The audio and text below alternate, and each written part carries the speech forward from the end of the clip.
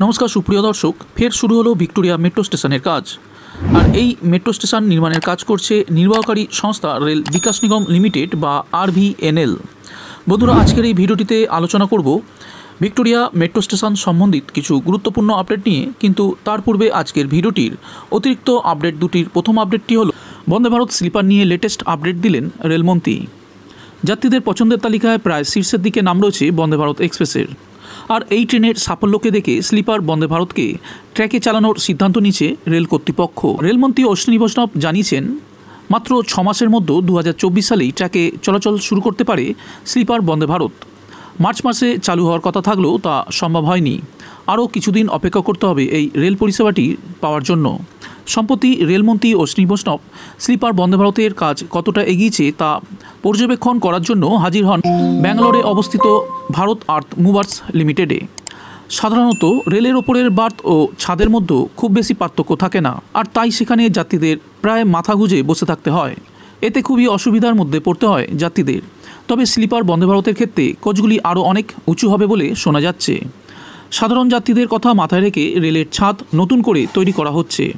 আশা করা যায় আগামী 6 মাসের মধ্যে 10টি স্লিপার কোচ নিয়ে স্লিপার বন্দে ভারতের ট্রায়াল রান শুরু হবে। এই পরীক্ষায় সফলতা পেলে পরবর্তীতে আরও বড় করে 16টি কোচের স্লিপার বন্দে ভারত এক্সপ্রেস চালু করা হবে সর্বসাধারণের জন্য। আন্তর্জাতিক মানের কোচ তৈরি হচ্ছে স্লিপার বন্দে ভারতের জন্য। এক একটি কোচ তৈরি করতে খরচ হচ্ছে প্রায় 10 কোটি টাকা, অর্থাৎ পুরো ট্রেনটি তৈরি করতে খরচ হচ্ছে প্রায় 8 থেকে 9 কোটি টাকা। এছাড়াও এই ট্রেনটিতে থাকবে কবচ পদ্ধতিরও সুবিধা, যা অনেক দূর থেকে দুটো মুখোমুখি আসা ট্রেনকে দাঁড় করিয়ে দুর্ঘটনার হাত থেকে বাঁচাতে পারে। 67 জন যাত্রীর সিটযুক্ত বন্দে ভারত এক্সপ্রেসে স্লিপার ট্রেনের কোচগুলির মধ্যে রয়েছে স্টেনলেস স্টিলের বডি, অটোমেটিক দরজা, এছাড়াও ভেতরের দিক থেকে একটি সেন্সার দরজা রয়েছে। রেলমন্ত্রীর তরফে জানানো হয়েছে যে এই ট্রেনটিতে ওঠার জন্য যাত্রীদের সুবিধার্থে সিঁড়ির নিচের দিকে উন্নত প্রযুক্তির ব্যবস্থাও রয়েছে। দেরি করে চালু হলেও এই ট্রেনটি 5 স্টার হোটেলের পরিষেবার সাথে টেক্কা দিতে পারে বলে দাবি করেছেন একদল বুদ্ধিজীবী।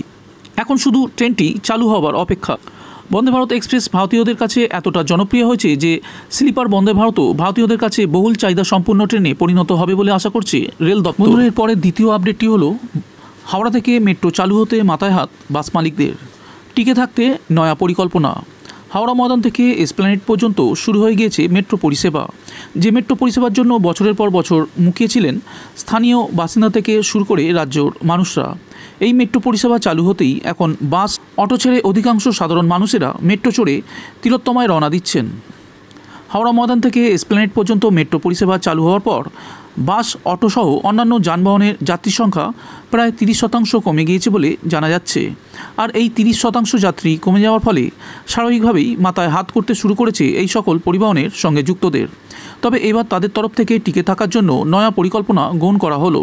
হাওড়া ময়দান থেকে পিক আওয়ার্সে 12 মিনিট এবং অন্যান্য সময় 15 মিনিট অন্তর অন্তর মেট্রো চালানো হচ্ছে।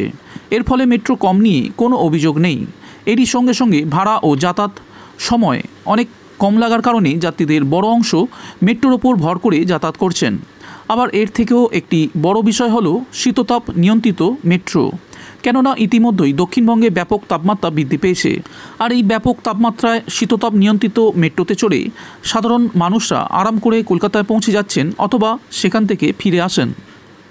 এর পাশাপাশি আরও একটি বড় কারণ হয়ে দাঁড়িয়েছে বাস এবং অন্যান্য যানবাহনের যাত্রী সংখ্যা কমে যাওয়ার পেছনে। আর সেই বড় কারণটি হলো সময়। ধর্মতলা থেকে হাওড়া বাসে আসতে হলে সময় লাগে অন্ততপক্ষে 30 মিনিট। হাওড়া ময়দান থেকে যেতে সময় লাগে অন্ততপক্ষে 1 ঘন্টা। তাও আবার যদি ট্রাফিক নিয়ন্ত্রণ ঠিকঠাক থাকে। এক্ষেত্রে মেট্রোতে মাত্র কয়েক মিনিটেই এই দূরত্ব পাড়ি দেওয়া সম্ভব। স্বাভাবিকভাবেই সমস্ত দিক বিচার করে যাত্রীরা এখন মেট্রোর ওপরই ভরসা রাখছেন। তবে এই পরিস্থিতিতে বাস মালিকসহ অন্যান্য যানবাহন মালিকদের মাথায় হাত পড়লেও তারা এখন বাজারে টিকে থাকতে মরিয়া। আর এরই পরিপ্রেক্ষিতে নতুন পরিকল্পনা হিসাবে যানবাহনের গতি বৃদ্ধি করার কথা ভাবছেন। তারা মনে করছেন আরও কম সময়ে যাত্রীদের গন্তব্যে পৌঁছে দিতে পারলে ফের যাত্রীরা তাদের কাছে ফিরে আসবেন। তবে যানবাহনের গতিবৃদ্ধি করার জন্য রাস্তার পরিসর ও ট্রাফিক ব্যবস্থার উন্নতি করতে হবে বলে দাবি করেছেন তারা। বন্ধুরা আজকের ভিডিওর শেষ আপডেটটি হলো শহরের অন্যান্য মেট্রো প্রকল্পগুলির মতন পার্পেল লাইন অর্থাৎ জোকা থেকে এসপ্ল্যানেড মেট্রো করিডোর সাম্প্রতিক সময় গতি পেয়েছে। এই করিডোরের জোকা থেকে মাঝেরহাট এখন চালু হয়েছে। এই করিডোরের মমিনপুর থেকে এসপ্ল্যানেড পর্যন্ত মেট্রোর কাজ চলছে। এই স্ট্রেচ তৈরির জন্য ওয়ার্ক অর্ডার জারি করা হয়েছে। এই অংশটি চালু হলে কলকাতার দক্ষিণ পশ্চিম অংশ অর্থাৎ তারাতলা, বেহালা, ঠাকুরপুকুর এবং জোকা এলাকা থেকে মধ্য কলকাতায় যাতায়াত আরও সহজ হয়ে উঠবে। এই প্রসারিত 4টি স্টেশনের মধ্যে খিদিরপুর, ভিক্টোরিয়া, পার্ক স্ট্রিট এবং এসপ্ল্যানেডের ভূগর্ভস্থ ভিক্টোরিয়া স্টেশন নির্মাণের কাজ হাতে নেওয়া হয়েছে। এই স্টেশনটি চালু হলে শহরের বিভিন্ন প্রান্ত থেকে মানুষ কলকাতার একটি আইকনিক জায়গা ভিক্টোরিয়ায় পৌঁছাতে পারবেন। এই স্টেশনটি 325 মিটার দীর্ঘ হবে এবং প্ল্যাটফর্ম স্তরটি পৃষ্ঠ থেকে 14.7 মিটার গভীরতায় থাকবে। শহর এবং শহরতলির লোকেরাও ব্রিগেড প্যারেড গ্রাউন্ডেও যেতে সক্ষম হবে, যা গড়ের মাঠ নামে পরিচিত, যেখানে শহরের মানুষ আনন্দময় গ্রীষ্ম, শীতের বিকেল এবং সন্ধে উপভোগ করতে পারে। ভিক্টোরিয়া স্টেশনের নির্মাণের কাজ করছে নির্বাহকারী সংস্থা রেল বিকাশ নিগম লিমিটেড বা RVNL। এই আন্ডারগ্রাউন্ড স্টেশন নির্মাণের জন্য প্রয়োজনীয় এলাকা ব্যারিকেডিং এবং অন্যান্য প্রস্তুতিমূলক কাজও প্রায় শেষ। প্রথমে ডায়াফ্রাম দেয়াল বা ডি ওয়াল তৈরি করা হবে এবং তারপর কাট এবং কভার টপ ডাউন পদ্ধতি অনুসরণ করে স্টেশন স্ল্যাব তৈরি করা হবে। এই ডায়াফ্রাম দেয়াল নির্মাণের জন্য ভিক্টোরিয়া স্টেশন সাইটে যন্ত্রপাতিও আনা হয়েছে।